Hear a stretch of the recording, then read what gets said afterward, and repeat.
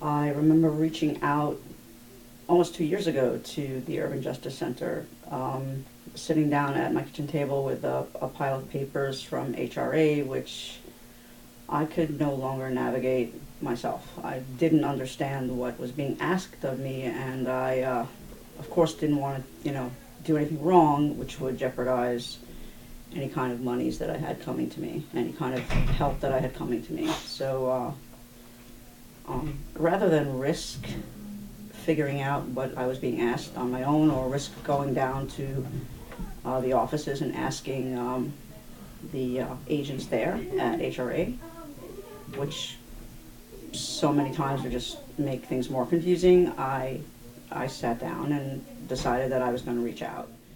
Wind up having somebody that's an ex-offender, and all of a sudden he's got 2 mouths to feed, and they tell him that they're not giving him any food stamps because of a simple glitch that they won't rectify. 2 typings of maybe, 2 letters could clear that up. He's got to wander out in the street and do something dangerous. How's that assistance? I went into the hospital and I came back and the landlord had all my stuff packed up. Literally.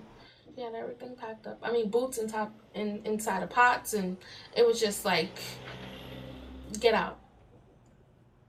She sat down and she was like, well, she doesn't really want you to come back. So I'm thinking, where am I going with my daughter? I can't really walk, and I'm just getting out of the hospital like this.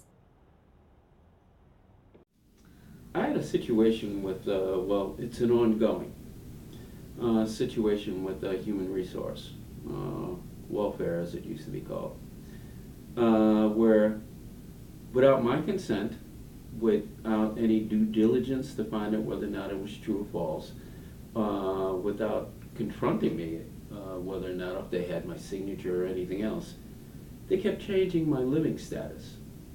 I went from being domicile to undomicile with consistency, where I wanted to know, okay, where was my residency? Please, I'd like to know, because I'd like to go sleep there. And they had no explanation. They just said that it was done retroactive through a computer out of Albany. How can they do that? Every 2 weeks they're changing my status, they're cutting down my financial assistance, and they don't rectify it.